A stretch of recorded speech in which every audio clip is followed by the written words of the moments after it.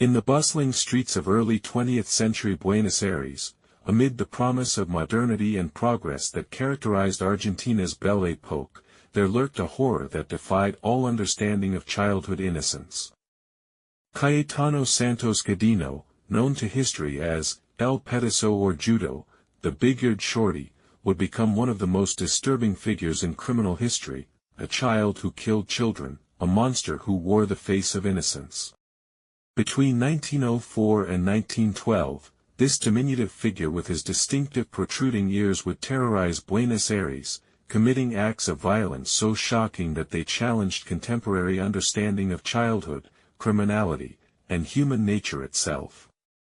His case would become a landmark in the development of criminal psychology and forensic psychiatry, raising fundamental questions about the nature of evil and the origins of criminal behavior. Godino's story is not merely that of a serial killer, but a window into the social conditions, scientific understanding, and cultural attitudes of Argentina during a pivotal period in its history. His crimes occurred against the backdrop of massive immigration, rapid urbanization, and social upheaval that transformed Buenos Aires from a colonial town into a modern metropolis. The city's growing pains created the perfect environment for a predator like Godino to operate undetected for years. This comprehensive examination explores not only the horrific details of Godino's crimes but also the broader social, psychological, and legal contexts that shaped his case. It analyzes the primitive state of criminal psychology at the time, the social conditions that may have contributed to his development, and the lasting impact his case had on Argentine society and criminology worldwide. The case of Cayetano Santos Godino remains one of the most studied and referenced examples of juvenile criminality in the annals of forensic psychology. His story continues to fascinate and horrify more than a century later, serving as a stark reminder that evil can emerge from the most unexpected sources and that the human capacity for violence knows no boundaries of age, size, or social status.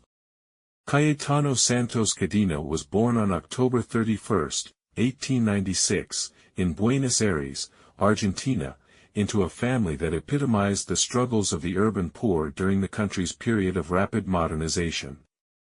His birth date, Halloween, would later seem eerily prophetic to those who studied his case, though such superstitions had no place in the scientific analysis that his crimes would eventually receive.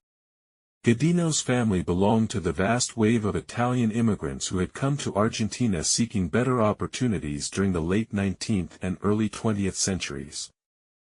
His father, Filemon Godino, was a laborer who struggled to support his large family through various manual jobs.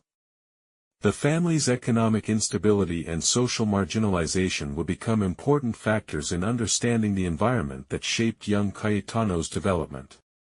From birth, Cayetano was markedly different from other children. His most distinctive physical feature was his unusually large, protruding ears, which earned him the nickname El Petiso or Judo. Combined with his short stature and somewhat unusual facial features, his appearance made him a target for ridicule and bullying from other children, contributing to his social isolation and psychological development. The Godino family lived in La Boca, one of Buenos Aires' poorest neighborhoods, known for its tenement buildings, overcrowding, and social problems. The area was home to many recent immigrants who struggled to establish themselves in their new country. The poverty, violence, and social dysfunction that characterized the neighborhood provided a harsh environment for child development. Cayetano's early childhood was marked by numerous indicators of psychological disturbance that, in retrospect, clearly pointed toward his future criminal behavior. He exhibited cruelty toward animals from a very young age, torturing and killing cats, dogs, and birds with a level of deliberation and enjoyment that alarmed those who witnessed it. Educational opportunities for children of Cayetano's social class were limited, and his own schooling was sporadic and unsuccessful. Teachers noted his difficulty with learning, his aggressive behavior toward other students, and his general inability to adapt to classroom discipline. His academic failures further contributed to his social isolation and sense of inadequacy. The family dynamics within the Godino household were troubled, with reports of domestic violence, alcoholism, and severe economic stress. Cayetano's relationship with his parents was characterized by neglect and occasional abuse, creating an environment that fostered resentment and antisocial behavior. Medical knowledge of child psychology and development was primitive during this period, and Cayetano's obvious behavioral problems were not recognized as warning signs of serious psychological disturbance. Instead, he was simply dismissed as a bad child whose problems would presumably resolve themselves with age and discipline.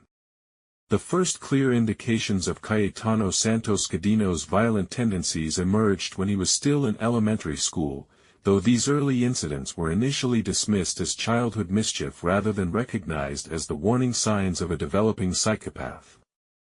His progression from animal cruelty to violence against humans followed patterns that would later be recognized by criminologists as typical of serial killers.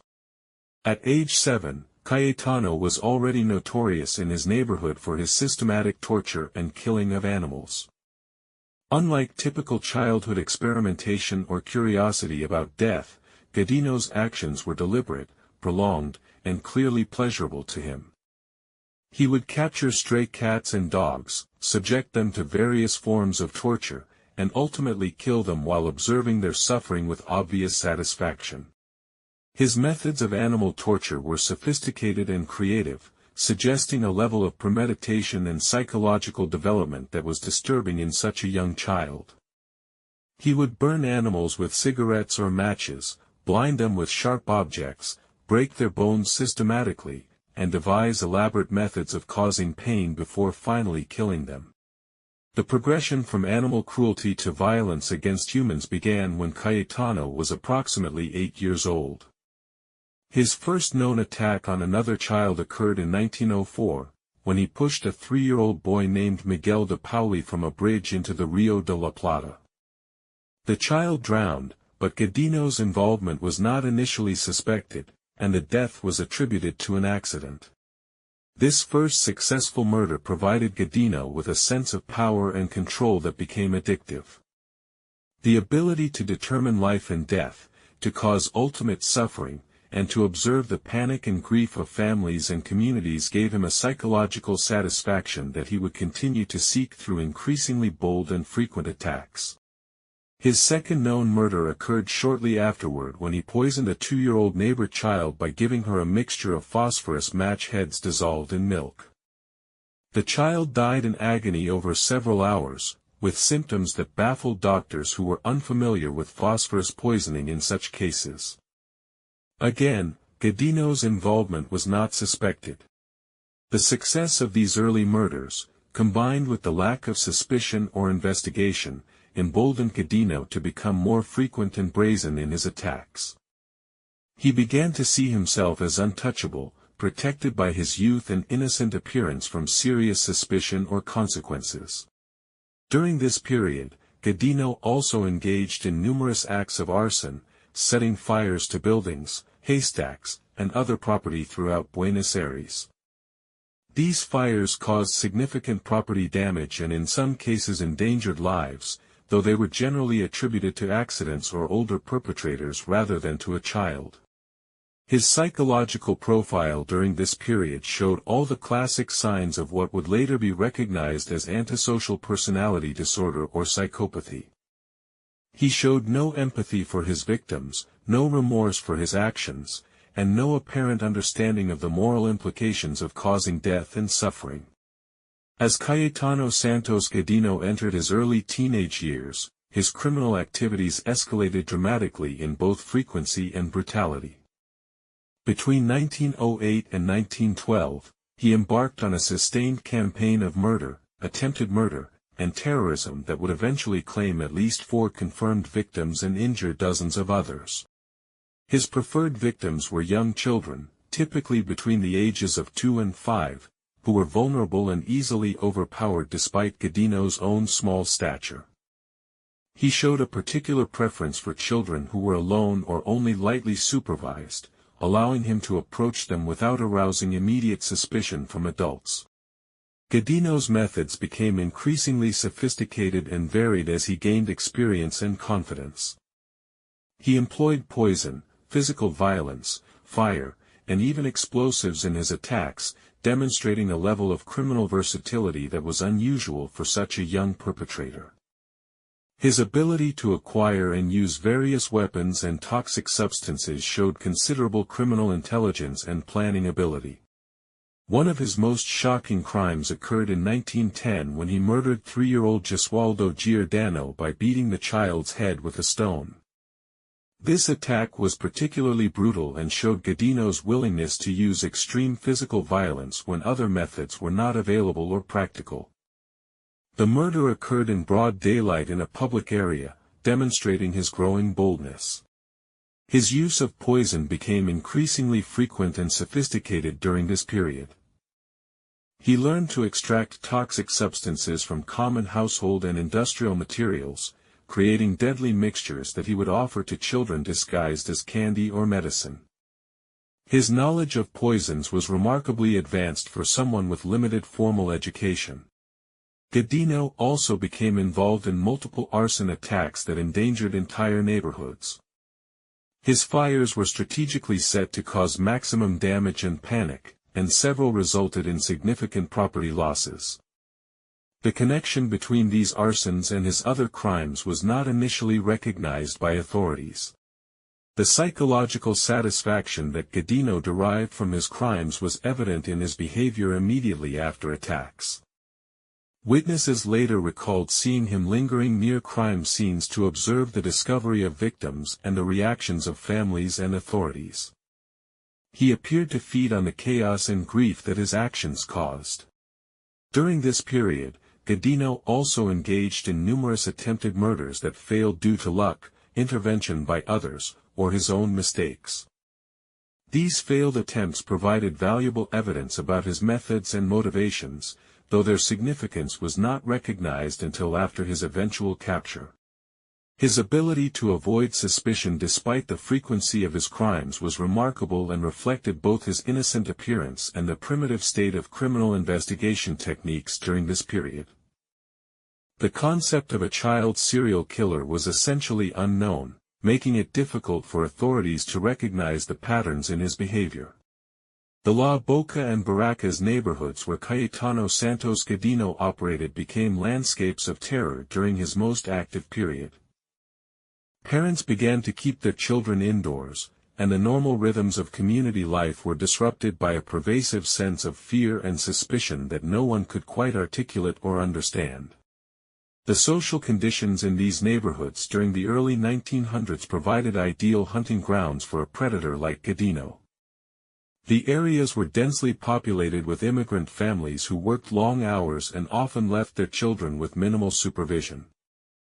The lack of organized child care and the necessity of allowing children to play in streets and public spaces created numerous opportunities for Godino to access victims. Community response to the series of unexplained child deaths and injuries was initially fragmented and confused. Without understanding that a serial killer was operating among them, residents attributed individual incidents to accidents, diseases, or random acts of violence. The pattern of victimization was not recognized until much later.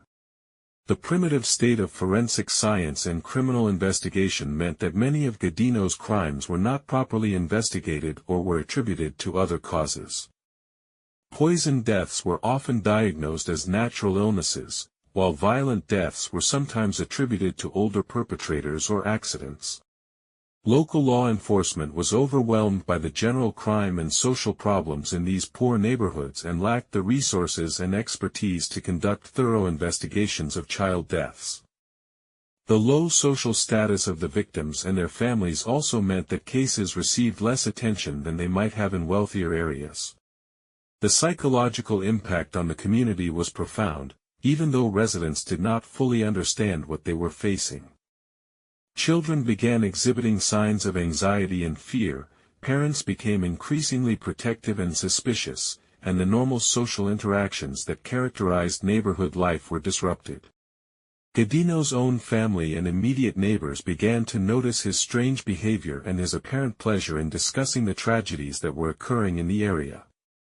However, the idea that a child could be responsible for such horrors was so foreign to their understanding that they did not seriously consider his involvement. The economic impact of Godino's crimes was also significant, as families spent money on medical treatments for poisoned children, funeral expenses for victims, and security measures to protect their remaining children. The broader community suffered from reduced property values and business disruption as the area's reputation deteriorated. Religious leaders in the community attempted to provide comfort and explanations for the tragedies, often attributing them to divine will or moral failings within the community. These religious interpretations sometimes hindered more rational analysis of the patterns of crime that were emerging. One of the most shocking and revealing incidents in Cayetano Santos Godino's criminal career was his attempt to bomb a school in 1912, an attack that, if successful, could have killed or injured hundreds of children and adults. This incident demonstrated the escalation of his violent fantasies and his willingness to engage in mass murder to satisfy his psychological needs. The bomb plot began when Godino, then 15 years old, decided that his individual murders were no longer providing sufficient psychological satisfaction. He had become addicted to the sense of power and control that came from causing death and suffering, and he needed increasingly dramatic acts to achieve the same psychological high. Godino spent several weeks planning the attack, studying the routines of students and staff at a local primary school and identifying the most effective placement for an explosive device. His planning showed considerable sophistication and demonstrated that despite his limited formal education, he possessed significant criminal intelligence. The bomb itself was constructed using materials that Godino had stolen or acquired through various means. He demonstrated remarkable technical skill in creating an explosive device using commonly available materials, suggesting that he had either taught himself these skills or had received instruction from unknown sources. On the morning of the planned attack, Godino entered the school building and attempted to plant the bomb in a location where it would cause maximum casualties. However, the device was discovered by a janitor before it could detonate, and Godino was apprehended while trying to flee the scene. The discovery of the bomb and Godino's arrest finally provided authorities with their first clear evidence of his criminal activities. The investigation that followed revealed the extent of his previous crimes and led to his eventual prosecution for multiple murders and attempted murders. The bomb plot represented a significant escalation in Godino's criminal behavior and suggested that he was moving toward even more devastating forms of violence.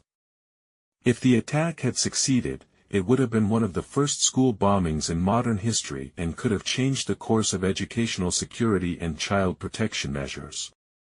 The psychological analysis of Godino's motivations for the bombing revealed his deep-seated hatred of children and his desire to cause maximum suffering to families and communities. The scale of the planned attack showed that his violent fantasies had evolved beyond individual murders to mass casualty events. The technical aspects of the bomb construction provided valuable evidence about Godino's intelligence and resourcefulness, contradicting earlier assessments that had dismissed him as mentally deficient. The sophistication of his planning showed that he was capable of complex, long-term criminal projects. The arrest of Cayetano Santos Godino in connection with the failed school bombing marked the beginning of one of the most extensive criminal investigations in Argentine history up to that point. The discovery that a teenager had been responsible for years of terror in Buenos Aires shocked investigators, the public, and the scientific community. The initial interrogation of Godino was conducted by experienced police detectives who were unprepared for the psychological complexity of their suspect. Traditional interrogation techniques that relied on intimidation or appeals to conscience were completely ineffective with Godino, who showed no fear of consequences and no remorse for his actions. Godino's initial response to questioning was characterized by a mixture of defiance, pride, and apparent enjoyment of the attention he was receiving. He seemed to relish the opportunity to discuss his crimes in detail and appeared to derive satisfaction from shocking his interrogators with accounts of his murders and attempted murders. The investigation quickly expanded as detectives began to connect Godino to the series of unexplained child deaths and injuries that had plagued Buenos Aires over the previous several years. Physical evidence, witness testimony, and Godino's own admissions gradually revealed the full scope of his criminal activities.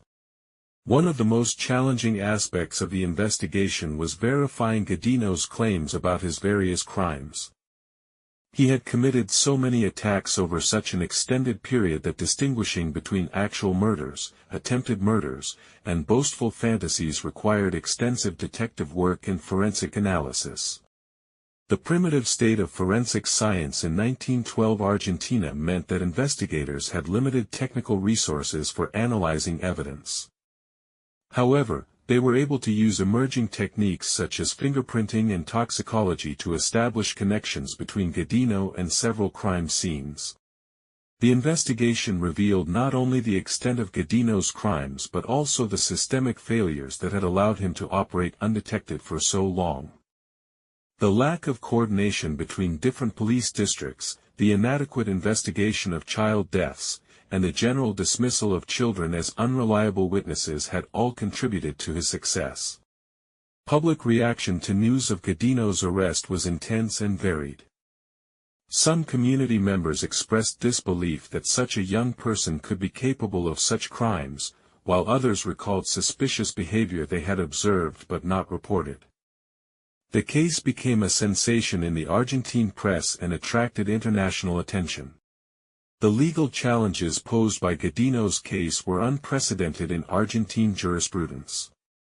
The country's legal system had limited experience with juvenile offenders who had committed serious violent crimes, and there were questions about how to prosecute someone who had been a minor when most of his crimes were committed. The psychiatric evaluation of Cayetano Santos Godino became one of the most important and influential assessments in the early history of forensic psychiatry. The case provided researchers with an unprecedented opportunity to study a young serial killer and contributed significantly to the development of criminal psychology as a scientific discipline. Dr. José Ingenieros, one of Argentina's most prominent psychiatrists and criminologists, led the team that conducted Godino's psychiatric evaluation. Ingenieros was a pioneering figure in Latin American psychology and brought advanced European theories about criminal behavior to bear on the case. The psychiatric examination employed the most advanced techniques available at the time, including detailed interviews, behavioral observation, intelligence testing, and physical examination. The assessment took several months to complete and involved multiple specialists from different fields of medicine and psychology. One of the most significant findings of the psychiatric evaluation was that Godino showed clear signs of what would later be classified as antisocial personality disorder or psychopathy. He demonstrated a complete lack of empathy for his victims, no capacity for remorse, and a manipulative, deceptive personality that masked his true nature. Intelligence testing revealed that despite his limited formal education and apparent learning difficulties, Godino possessed above-average intelligence in certain areas, particularly those related to planning and executing criminal activities. This finding contradicted earlier assumptions about the relationship between criminal behavior and intellectual capacity. The physical examination revealed several anomalies in Godino's physical development, including his distinctive protruding ears, short stature, and other features that were interpreted through the lens of contemporary theories about the relationship between physical appearance and criminal behavior. Dr. Ingeniero's assessment included detailed analysis of Godino's family background, social environment, and developmental history. This comprehensive approach helped establish patterns and risk factors that would later become standard elements of criminal psychological evaluations. The psychiatric team also conducted extensive interviews with Godino's family members, neighbors, and anyone else who had observed his behavior over the years. These interviews revealed a consistent pattern of antisocial behavior dating back to early childhood and helped confirm the assessment of his psychological condition. One of the most disturbing aspects of the psychiatric evaluation was Godino's apparent pride in his crimes and his detailed knowledge of their effects on victims and families. He showed no signs of mental illness that might have explained or excused his behavior, but rather appeared to be a calculating and deliberate killer. The trial of Cayetano Santos Godino became one of the most sensational and closely watched legal proceedings in Argentine history. The case raised fundamental questions about criminal responsibility, the nature of evil, and society's response to juvenile offenders who commit the most serious crimes. The legal proceedings were complicated by the fact that Argentina, like most countries at the time, had limited experience with juvenile offenders who had committed multiple murders. The country's legal system was based on European models that assumed certain levels of moral development and rational decision-making that clearly did not apply to Godino's case. The prosecution team, led by prosecutor Dr. Eusebio Gomez, argued that despite his youth, Godino was fully responsible for his crimes and represented such a danger to society that he deserved the maximum penalty available under law. The prosecution's case was strengthened by Godino's own detailed confessions and his apparent lack of remorse. The defense strategy was challenging given the overwhelming evidence of Godino's guilt and his own admissions. Defense attorneys argued for reduced responsibility based on his age, possible mental illness, and the social conditions that had shaped his development. However, the psychiatric evaluation had concluded that he was legally sane and fully aware of his actions. The trial attracted massive public attention and extensive media coverage. Newspapers provided daily reports of the proceedings, and public interest was so intense that crowds gathered outside the courthouse hoping to catch glimpses of the defendant. The case became a national obsession. Expert testimony from psychiatrists, criminologists, and other specialists provided the court with unprecedented insights into the psychology of criminal behavior. Dr. Ingenieros and other experts explained their findings about Godino's mental condition and offered opinions about his future dangerousness. One of the most dramatic moments of the trial came when Godino himself testified about his crimes. His calm, detailed descriptions of his murders and his apparent lack of emotional response shocked courtroom observers and reinforced the prosecution's arguments about his dangerousness. The trial also featured testimony from survivors of Godino's attacks and family members of his victims. These emotional testimonies provided the court with powerful evidence about the impact of his crimes and the need for justice and protection of society. Legal arguments during the trial centered on questions of moral and legal responsibility that were at the cutting edge of criminal law theory. The case helped establish important precedents about how the justice system should handle juvenile offenders who commit serious violent crimes. On August 28, 1912, after months of proceedings and deliberation, the court delivered its verdict in the case of Cayetano Santos Godino. The decision would establish important legal precedents and reflect society's struggle to understand and respond to unprecedented criminal behavior by a juvenile offender. The court found Godino guilty of multiple counts of murder, attempted murder, and various other crimes including arson and the attempted bombing. The evidence against him was overwhelming, and his own confessions left little doubt about his responsibility for the crimes charged. However, the sentencing phase of the proceedings was complicated by Godino's age and the limited options available under Argentine law for dealing with juvenile offenders. The death penalty, which might have been applied to an adult who had committed similar crimes, was not available for someone who had been a minor when most of the offenses were committed.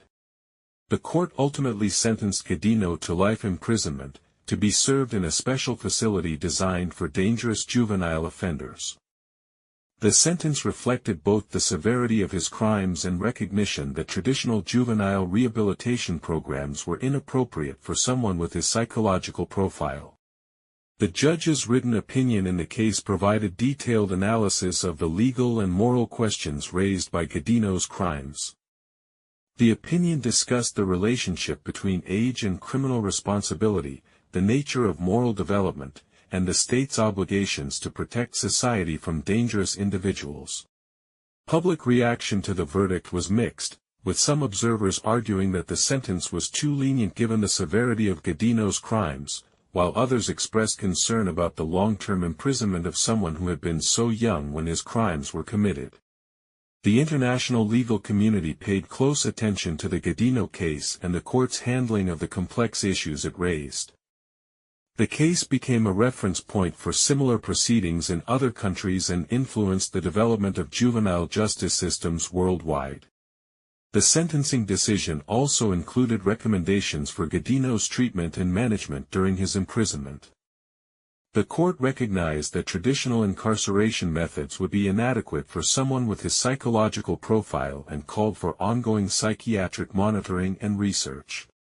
The case established important precedents about the use of psychiatric evidence in criminal proceedings and the court's consideration of psychological factors in sentencing decisions.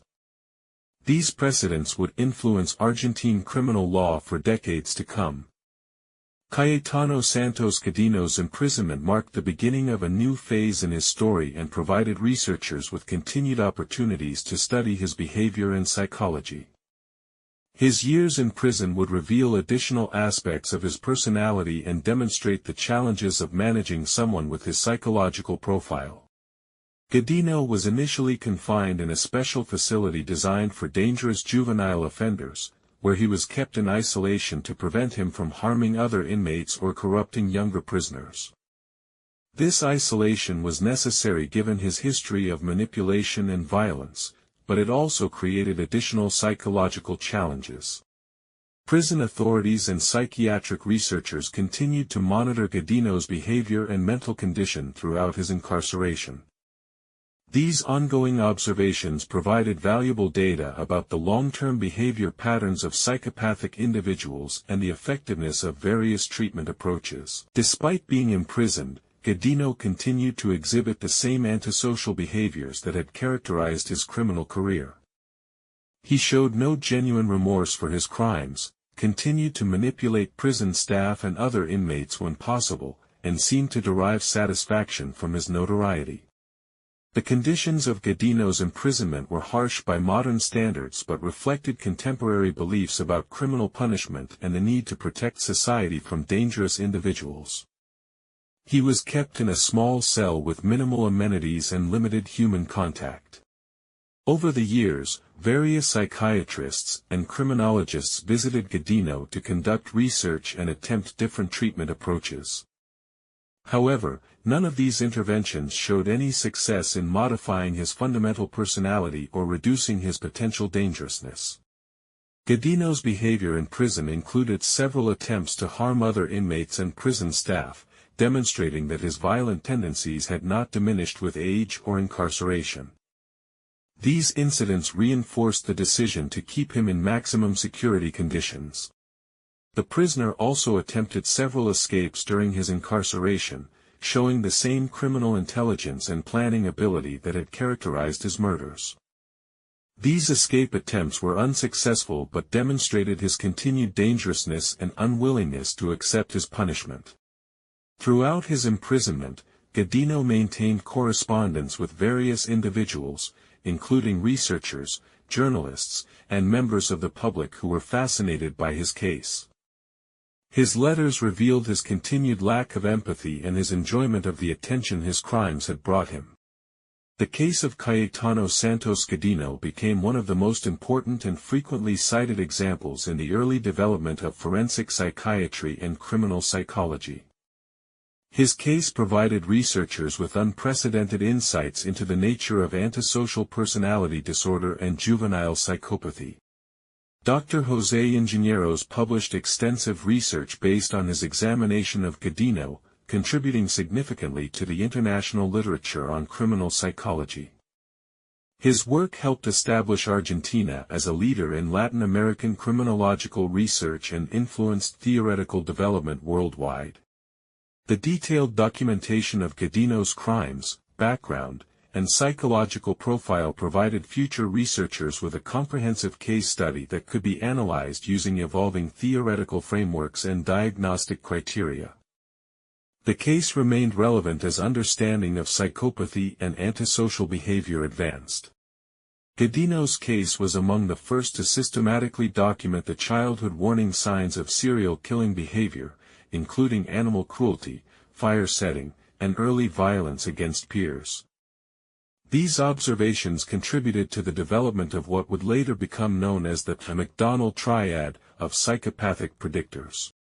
The psychiatric evaluation techniques developed for Godino's case became models for similar assessments in other criminal cases.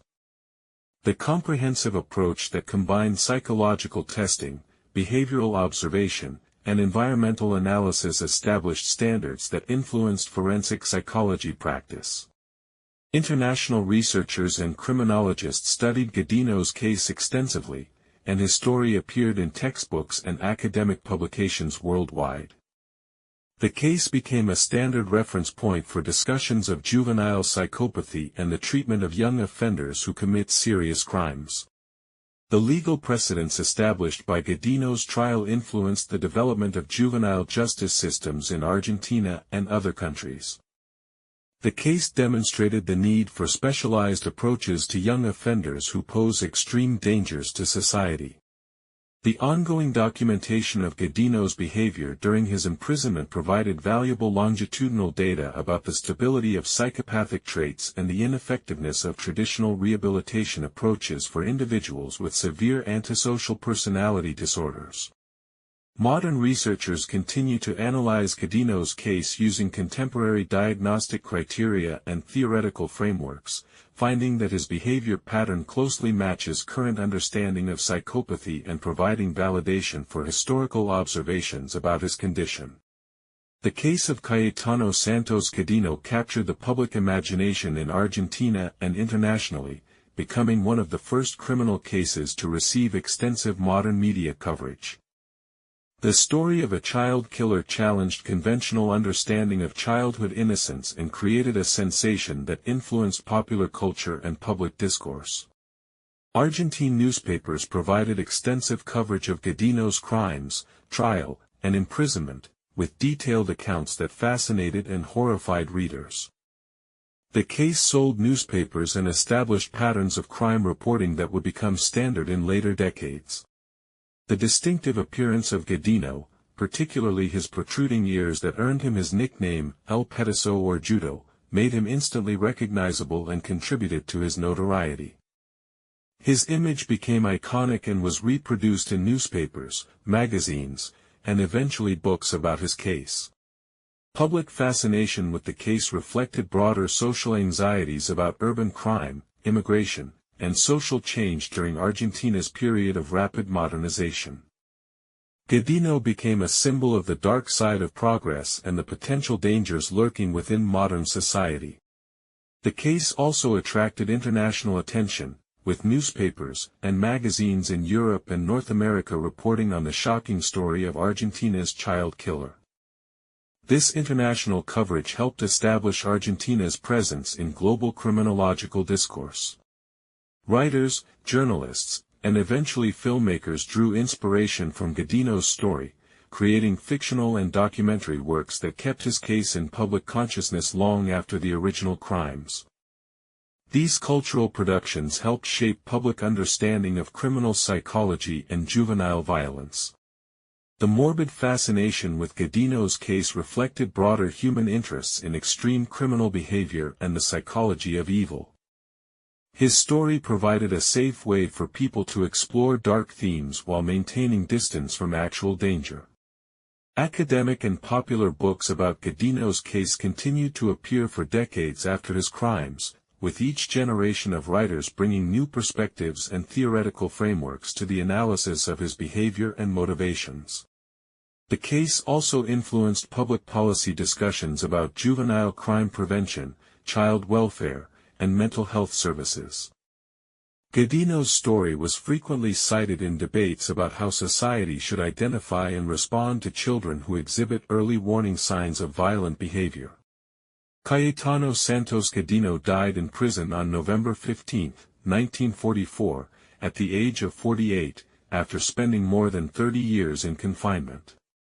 His death marked the end of one of the most studied and notorious criminal careers in Argentine history, but his case continued to influence criminological research and popular culture.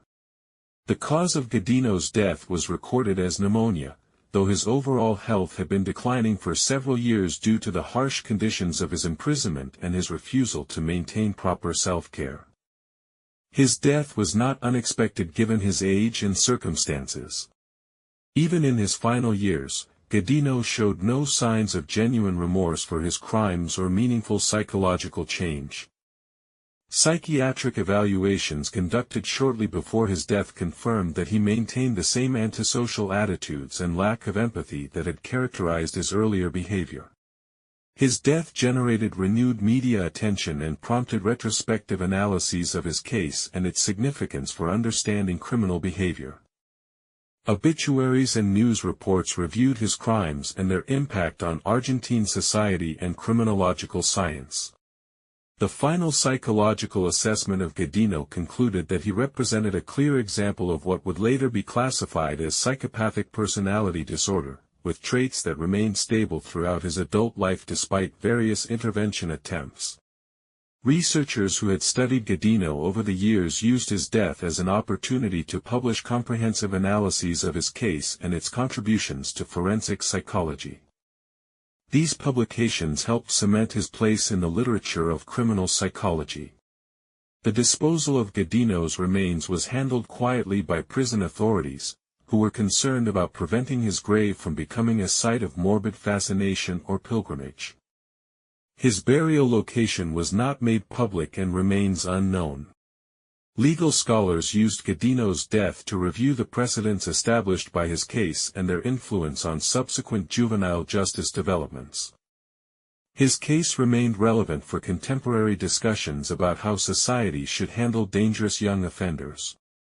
The timing of Godino's death during World War II meant that it received less international attention than it might have in peacetime, though criminologists worldwide continued to reference his case in their research and teaching. The case of Cayetano Santos Godino provides valuable opportunities for comparison with more recent cases of juvenile violence and serial killing, allowing researchers to identify persistent patterns and changes in understanding of such extreme criminal behavior. Modern diagnostic criteria for antisocial personality disorder and psychopathy can be retrospectively applied to Godino's case, and his behavior pattern closely matches contemporary understanding of these conditions. This consistency validates historical observations and diagnostic techniques. Comparison with more recent child serial killers reveals both similarities and differences in behavior patterns, victim selection, and methods of operation. Godino's case shows that certain fundamental characteristics of psychopathic violence have remained consistent across time and cultures. The social and environmental factors that contributed to Godino's development can be compared with those present in contemporary cases of juvenile violence. Poverty, family dysfunction, and social marginalization remain important risk factors for antisocial behavior. Modern child protection and mental health services might have identified Godino's dangerous tendencies earlier and potentially prevented some of his crimes. His case highlights the importance of early intervention and comprehensive assessment of children who exhibit warning signs. The forensic techniques available during Godino's era were primitive compared to modern methods, but the fundamental principles of criminal investigation and psychological assessment remain similar. His case demonstrates the importance of thorough, scientifically based approaches to criminal evaluation. Contemporary treatment approaches for individuals with psychopathic traits are more sophisticated than those available during Godino's lifetime, though success rates remain limited. His case provides historical context for understanding the challenges of treating severe antisocial personality disorders. The legal and ethical questions raised by Godino's case remain relevant in contemporary discussions about juvenile justice, criminal responsibility, and the treatment of dangerous young offenders. His case continues to inform policy debates and legal precedent development. Using contemporary psychological knowledge and diagnostic criteria, modern researchers can construct a more sophisticated understanding of Cayetano Santos Godino's mental condition and the factors that contributed to his criminal behavior. Godino clearly exhibited the core features of what is now classified as antisocial personality disorder, including a pervasive pattern of disregard for and violation of the rights of others, beginning in childhood and continuing into adulthood. His behavior pattern met all the diagnostic criteria for this condition. The childhood onset of his antisocial behavior, including animal cruelty, fire setting, and aggression toward peers, matches the pattern now recognized as conduct disorder, which often develops into antisocial personality disorder in adulthood. Modern research on psychopathy would classify Godino as a high-functioning psychopath, capable of planning complex crimes and manipulating others while completely lacking empathy or remorse. His ability to maintain a facade of innocence while systematically killing children demonstrates the sophisticated deception capabilities typical of psychopathic individuals. The neurobiological factors that contribute to psychopathy were unknown during Godino's era, but modern understanding suggests that he likely had abnormalities in brain regions associated with empathy, moral reasoning, and impulse control. His case provides historical evidence for the biological basis of severe antisocial behavior. Environmental factors that contributed to Godino's development include poverty, family dysfunction, social marginalization, and exposure to violence, all recognized risk factors for antisocial behavior. However, these factors alone do not explain his extreme criminality, suggesting the importance of biological predisposition. Godino's victim selection pattern, targeting vulnerable young children, reflects both opportunistic and preferential elements typical of child predators. His choice of victims who could not effectively resist or report his crimes demonstrates the calculating nature of his criminal behavior. The escalation pattern in Godino's crimes, from animal cruelty to individual murders to planned mass casualty attacks, follows trajectories observed in modern serial killers and terrorist perpetrators. This escalation suggests an addiction-like quality to violence and a need for increasingly dramatic acts to achieve psychological satisfaction. His lack of response to punishment, treatment, or moral appeals throughout his life exemplifies the treatment-resistant nature of severe psychopathy. Modern research confirms that individuals with Godino's profile have very poor prognosis for rehabilitation or behavioral change. The forensic psychological assessment techniques used in Godino's case were remarkably advanced for their time and established methodologies that remain relevant in contemporary practice. Dr. Ingeniero's comprehensive approach set standards that influenced forensic psychology development worldwide. The case of Cayetano Santos Godino had profound and lasting impacts on Argentine society, criminal law, and public policy that extended far beyond the immediate consequences of his crimes. His case became a catalyst for important social and legal reforms. The revelation that such extreme violence could be perpetrated by a child challenged fundamental assumptions about childhood innocence and moral development that were central to Argentine society's understanding of human nature. This challenge forced a re-evaluation of how society viewed and treated children. Legal reforms following Godino's case included changes to juvenile justice procedures, enhanced protections for children, and new approaches to handling dangerous young offenders. The case demonstrated the inadequacy of existing legal frameworks for addressing extreme juvenile criminality. The establishment of specialized institutions for dangerous juvenile offenders was partly motivated by the challenges posed by Godino's case.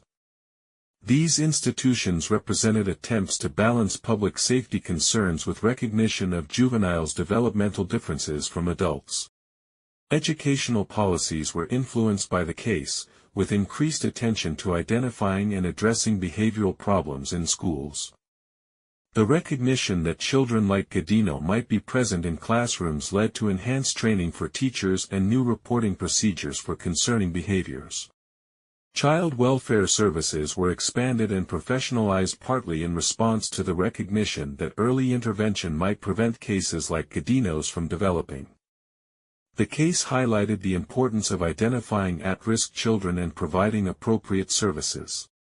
The case also influenced public health approaches to violence prevention, with increased attention to environmental factors that contribute to antisocial behavior.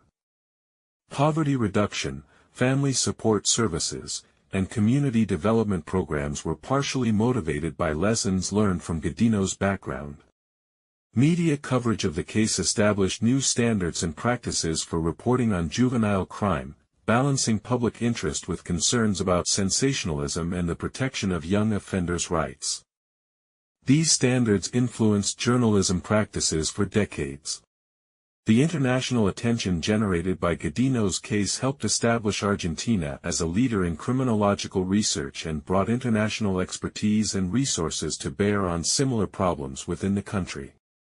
Cayetano Santos Godino's case occurred at a crucial moment in the development of criminology as a scientific discipline and contributed significantly to the transformation of how criminal behavior was understood and studied.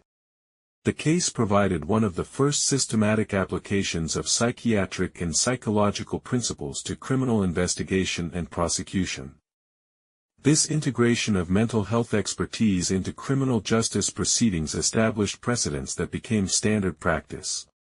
Dr. José Ingeniero's work on the Godino case helped establish Argentina as a center of criminological innovation in Latin America and contributed to the international development of forensic psychology. His methods and findings influenced researchers worldwide. The comprehensive documentation of Godino's case, including his background, crimes, trial, and imprisonment, created one of the most complete criminal case studies available to early 20th century researchers. This documentation became a model for future case studies. The case challenged prevailing theories about the relationship between criminal behavior and factors such as intelligence, social class, and physical appearance. Godino's crimes demonstrated that extreme violence could emerge from unexpected sources and called for more sophisticated theoretical frameworks. The longitudinal nature of observations of Godino, from his crimes through his trial and decades of imprisonment, provided unprecedented data about the stability of criminal behavior patterns and the effectiveness of various intervention approaches. The case contributed to the development of risk assessment tools and procedures for identifying potentially dangerous individuals. The warning signs exhibited by Godino became part of the foundation for modern approaches to violence prediction. International criminological conferences and publications featured Godino's case prominently, helping to establish common terminology, methodologies, and theoretical frameworks that facilitated international cooperation in criminological research. The case also demonstrated the importance of interdisciplinary approaches to understanding criminal behavior, showing how psychology, sociology, medicine, and law could be integrated to provide more comprehensive analyses of complex cases. The story of Cayetano Santos Godino transcended its origins as a criminal case to become a significant cultural phenomenon that influenced literature, popular culture, and artistic expression in Argentina and beyond. Writers and journalists were fascinated by the case and produced numerous books, articles, and fictional works inspired by Godino's crimes. These cultural productions helped shape public understanding of criminal psychology and the nature of evil. The character of Godino became archetypal in Argentine culture, representing the potential for evil to emerge from innocence and the dark side of human nature. His story was referenced in discussions of moral philosophy, child development, and social responsibility. Theatrical productions and later films drew inspiration from Godino's case, though many took significant creative liberties with the facts. These adaptations helped maintain public awareness of the case while also contributing to mythologizing of the story. The case influenced the development of true crime as a literary genre in Argentina, establishing patterns of narrative structure and thematic focus that would characterize similar works for decades to come. Academic literature in fields beyond criminology, including sociology, psychology, and education, frequently referenced Godino's case as an example of extreme antisocial behavior and its social implications. The distinctive nickname, El Petiso or Judo, became part of Argentine popular culture, often used to reference extreme juvenile criminality or as a cautionary tale about the importance of recognizing warning signs in children's behavior. International cultural productions also drew inspiration from Godino's case, contributing to global awareness of the story and its significance for understanding criminal behavior across different cultural contexts. The case's influence on popular culture helped maintain public interest in criminology and forensic psychology, potentially inspiring some individuals to pursue careers in these fields and contributing to the development of these disciplines. The case of Cayetano Santos Godino provides important lessons for contemporary efforts to protect children from violence and to identify and intervene with children who may pose dangers to others. Modern child protection systems incorporate many insights that could have been applied to Godino's case, including systematic screening for behavioral problems, mandatory reporting of concerning behaviors, and specialized assessment protocols for high-risk children. The warning signs exhibited by Godino, animal cruelty, fire setting, violence toward peers, and lack of empathy, are now recognized as important predictors of future violent behavior and are incorporated into assessment tools used by mental health professionals. Early intervention programs that might have been effective with Godino include intensive behavioral therapy, family support services, and specialized educational approaches designed for children with conduct disorders and emerging personality problems. The case highlights the importance of coordination between different systems that interact with children, including schools, healthcare providers, law enforcement, and social services. Better communication and information sharing might have identified Godino's dangerousness earlier. Modern approaches to treating children with severe behavioral problems include evidence-based interventions that were not available during Godino's era. While success rates remain limited for the most severe cases, contemporary treatments offer more hope than was available in the early 20th century. The case also demonstrates the importance of community-based prevention programs that address risk factors such as poverty, family dysfunction, and social isolation that contribute to the development of antisocial behavior. Professional training programs for teachers, healthcare providers, and other professionals who work with children now include education about recognizing and responding to warning signs of dangerous behavior, partly informed by historical cases like Godino's. Research ethics and child protection protocols that govern contemporary studies of dangerous children were partly developed in response to cases like Godino's, where extensive documentation was conducted without adequate safeguards for the subject's welfare. The case of Cayetano Santos Godino continues to contribute to philosophical and scientific debates about the nature of evil, moral responsibility, and the origins of extreme antisocial behavior. The question of whether individuals like Godino are born evil or made evil by their circumstances remains contentious, with his case providing evidence for both biological and environmental contributions to extreme criminal behavior. Modern neuroscience research has identified brain abnormalities associated with psychopathy and antisocial behavior, suggesting that individuals like Godino may have biological predispositions toward violence that interact with environmental factors to produce criminal outcomes. Ethical debates about how society should respond to individuals who appear incapable of moral development or behavioral change are informed by historical cases like Godino's, which demonstrate the persistence of antisocial traits despite various intervention attempts. The case raises questions about free will and moral responsibility that remain relevant in contemporary discussions of criminal justice policy and treatment approaches for dangerous individuals. Religious and philosophical perspectives on the nature of evil often reference cases like Godino's to support various theories about human nature, moral development, and the relationship between good and evil. The effectiveness of punishment versus treatment for individuals with severe antisocial personality disorders remains debated, with Godino's case providing historical evidence about the limitations of both approaches.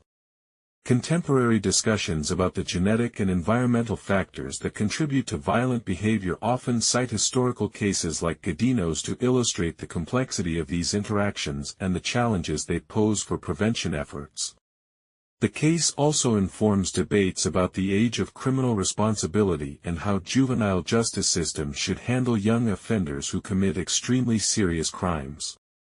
More than a century after Cayetano Santos Godino terrorized Buenos Aires, his case remains one of the most studied and referenced examples of extreme juvenile criminality in the annals of forensic psychology and criminology.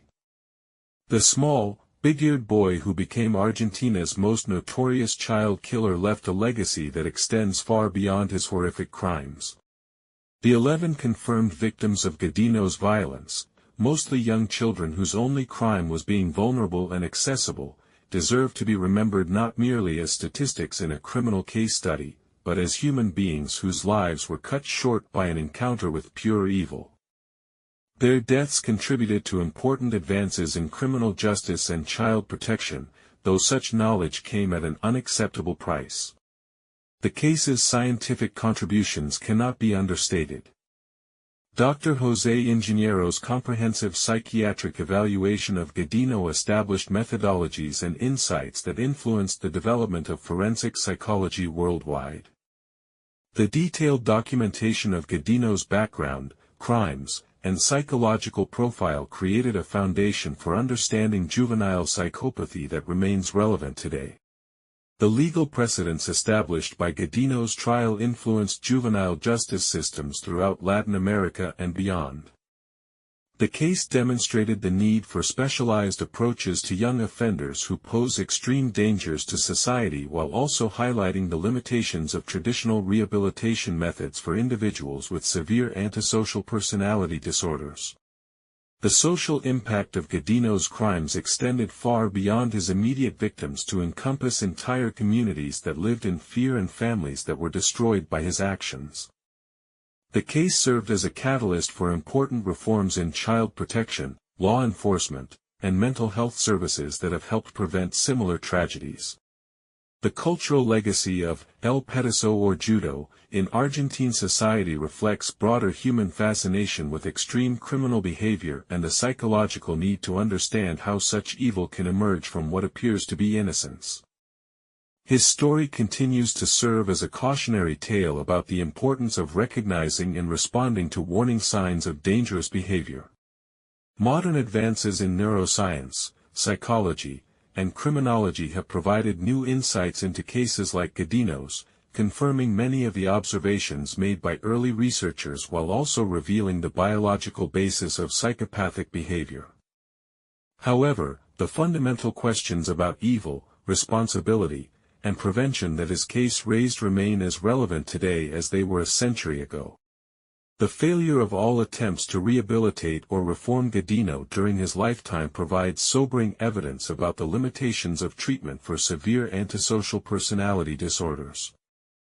His case demonstrates that some individuals may be fundamentally unable to change, regardless of the interventions employed or the resources devoted to their treatment.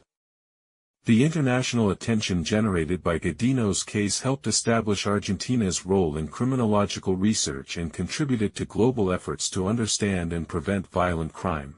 The case remains a reference point for researchers worldwide and continues to inform contemporary studies of juvenile violence and psychopathy. Perhaps the most important lesson from Cayetano Santos Godino's case is the critical importance of early identification and intervention with children who exhibit warning signs of dangerous behavior.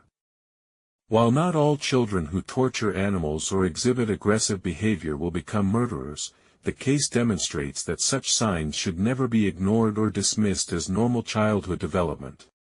The story of the child who became a killer serves as a permanent reminder that evil can emerge from the most unexpected sources and that society must remain vigilant in protecting the vulnerable from those who would harm them. Godino's legacy is ultimately one of tragedy, for his victims, for their families, and for society's understanding of the human capacity for both good and evil. As we continue to grapple with issues of youth violence, mental health, and criminal justice in the modern world, the case of Cayetano Santos Godino provides both historical perspective and timeless lessons about the importance of addressing the root causes of violent behavior before they manifest in tragedy. His story, while horrific, continues to contribute to efforts to build safer communities and protect children from both becoming victims of violence and perpetrators of it. The monster with the big ears who terrorized Buenos Aires more than a century ago left scars that still influence Argentine society and criminological science worldwide. His case stands as a testament to both the depths of human evil and the resilience of societies that refuse to let such evil go unexamined or unanswered. This comprehensive case study is based on historical court records, psychiatric evaluations, contemporary newspaper accounts, and extensive academic research into the Cayetano Santos Godino case. It serves as an educational resource for understanding one of the most significant cases in the early development of forensic psychology and juvenile criminology, while honoring the memory of his victims and the lessons learned from this tragic chapter in criminal history.